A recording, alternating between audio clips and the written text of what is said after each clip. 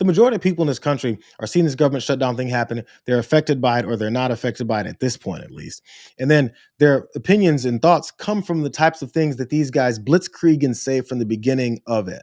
That's why J.D. Vance went with this aspect of it. If you're an American citizen, you've been to a hospital in the last few years, you probably noticed that wait times are especially large, and very often somebody who's there in the emergency room waiting is an illegal alien, very often a person who can't even speak English.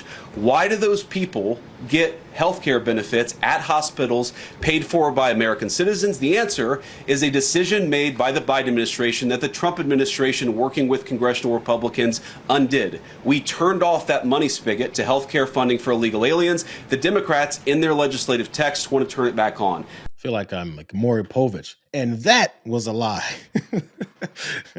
You are the father. We need a lie detector test or something.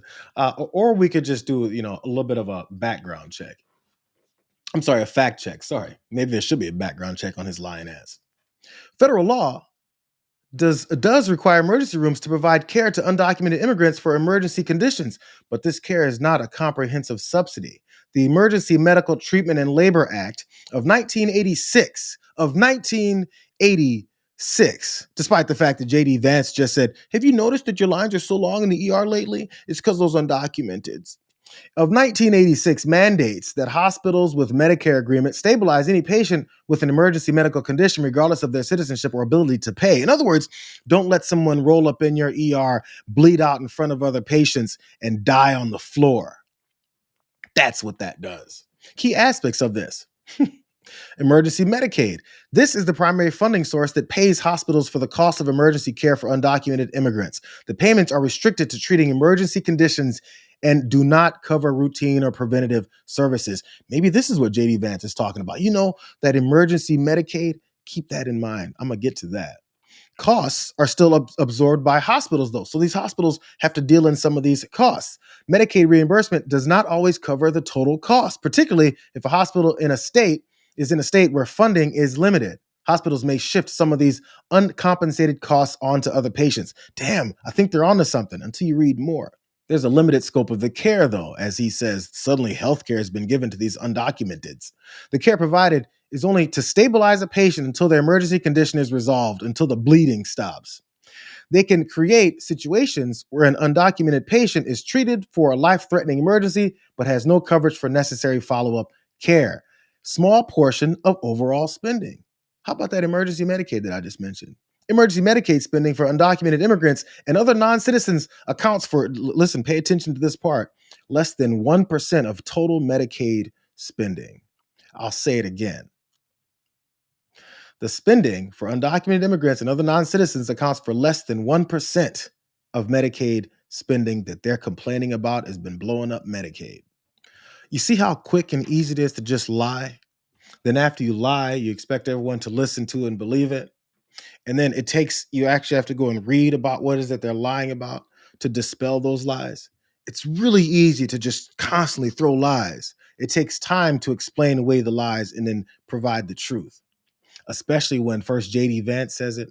And then after J.D. Vance says it, Scott Jennings' ass says the same thing. Can I say one thing, which is that people who are in the country illegally cannot get these subsidies that we're talking about? Sure they can. No, they can't. No, they can't. It's federal law, Scott. Who do you think pays when they go to the emergency room? It's the Medicaid emergency program. Going to the emergency room is not getting an Obamacare subsidy. You guys are conflating. You guys are conflating these issues. You're conflating these issues. And you're being dishonest with the subsidies are a separate issue. The Medicaid program cuts are a different thing. Right, but I'm talking about subsidies. And the Obamacare stuff are two different issues. And I said the subsidies may get negotiated over time, but what Democrats want to do is roll back what the Republican Medicaid reforms were. Look, I don't understand why everybody's so mad. For time immemorial, Democrats have argued that it's good. It's good for illegal immigrants to get Medicaid. Every candidate for president in 2020 raised their hand for it. In the big, beautiful bill debate, they argued it was good policy.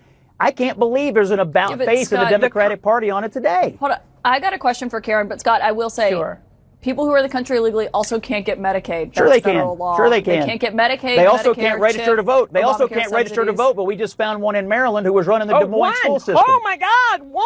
I mean, I'm telling you, you guys say these things can't happen, I'm and just then they saying, happen. Scott, but I'm just my saying God, it's federal you're law. absurd. And You can they're not run trying to cover. roll You back- can run cover they're not for trying it if to you roll want, back but they federal law. do get federal It's tax just the money. facts. They get But Karen, federal can I ask tax you- money. The lies roll so smoothly off of their tongues, just rolls right out. And as soon as he's cornered 3 times with his lies, he shifts to the next one. You guys are conflating. It's just yelling and talking as fast as possible once the lie has been exposed. That's how they operate. Okay, fine. We'll let me expose a little bit more about Scott Jennings and his lies about emergency room visits and how much undocumented folks use of our money. Study says undocumented immigrants paid. Maybe that word needs to be emphasized more. Study says undocumented immigrants paid almost $100 billion in taxes. A new study shows that undocumented immigrants paid nearly that much in federal, state, and local tax revenue in 2022, while many are shut out of the programs that their taxes fund.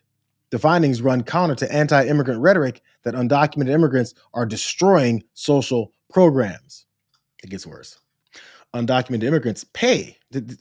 Undocumented immigrants pay property taxes and sales taxes and federal payroll taxes taken from their wages, as well as income tax returns using individual taxpayer identification numbers. Despite those payroll taxes funding these things, Medicare, Social Security, and unemployment insurance, undocumented immigrants are not eligible to enroll in and receive regular benefits from these social programs. They pay into all of those systems that we are supposed to benefit from, which now currently this administration is taking from us as well, and they don't have access to getting the resources back. But Scott Jennings and JD Vance will tell you that they're making the wait rooms longer at ERs, which have been long since forever. They'll say that they're taking in money from these ACA subsidies, which they're not, but they're paying into it. All it takes, just is research, and everyone doesn't have the time to do it. That's why I sit in my computer and rack my brain and pull my hair out, watching these very easily debunked lies get believed by so many people. This is still part of this government shutdown situation. The HUD department, they posted this. The radical left are going to shut down the government and inflict massive pain on the American people unless they get their $1.5 trillion wish list of demands.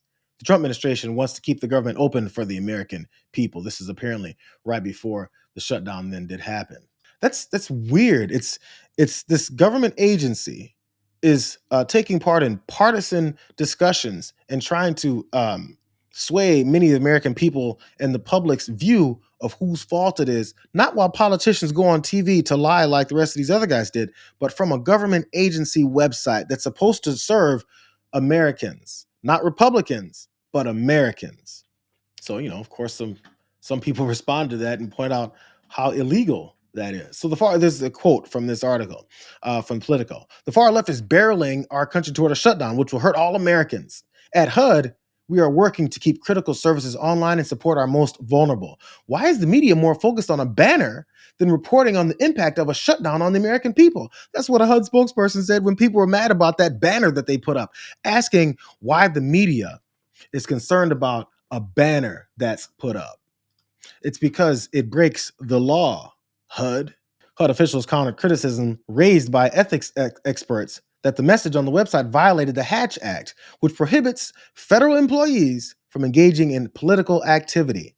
The message targets an ideology rather than a specific party, politician, election, or anything political. The officials, who were granted anonymity to discuss this internal decision, said it referred to an official process playing out on Capitol Hill. A Democratic aide granted more anonymity to discuss this, said that the banner likely violates, again, this government-wide provision in U.S. spending laws, which mandates that no part of any funds appropriated may be used by an executive branch agency for publicity and propaganda in various types of published materials designed to support or defeat legislation pending before Congress, except in presentation to Congress itself. They definitely take on the form of their leader, their Führer, Donald Trump. And this is Scott Turner. He's the HUD Secretary. He was asked about it. He's annoying. I'm not used to seeing naked political propaganda on a government website. Are you worried about this violating the Hatch Act? No, sir, we're not worried at all. And this is not about propaganda, Chris. This is just about letting the American people know what's going on. But we really need to be talking about how this government shutdown impacts the American people. I want to do that, but this is part of the impact, right? I mean, when you're saying the radical left is shutting it down and they're doing it for $1.5 trillion for illegals, that's not true, Secretary Turner. That's why I'm bringing it up, because it's propaganda. Well, you know what, though, Chris, you look at this, and I've heard all the cries and the outcry and people saying this is propaganda, that it's a violation of the Hatch Act. You know, to me, the Democrats and the far left are using this as a distraction to really deflect from what's really important here, and that's how it's been irresponsible actions on the Hill, and American people are being impacted greatly by this government shutdown. That's what we really need to be talking about. I agree. What percentage do you think of people that you serve are on Medicaid? You know, Chris, I can get back to you with that number. No, it's not a gotcha. It's not a gotcha, but is it a significant is it a significant portion, or is it the minority?